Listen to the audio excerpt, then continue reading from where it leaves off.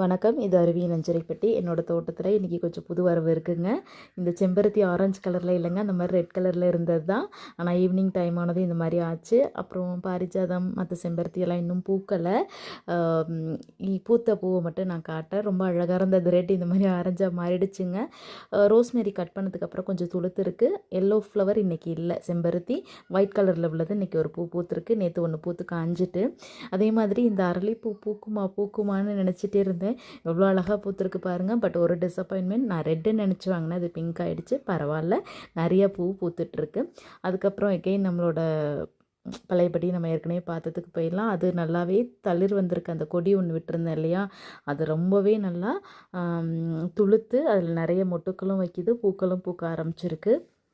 அது விட்டுட்டு தக்காளி செடியில் நிறைய பழம் இருந்தது, காய் இருந்ததுங்க.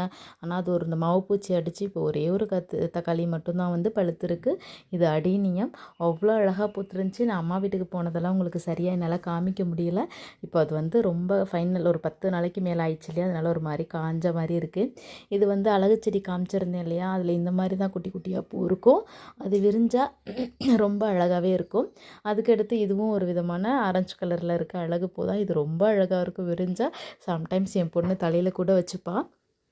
அதுக்கடுத்து பார்த்திங்கன்னா பச்சை மிளகாய் லாஸ்ட் டைம் குட்டி குட்டியாக காமிச்சிருப்பேன்.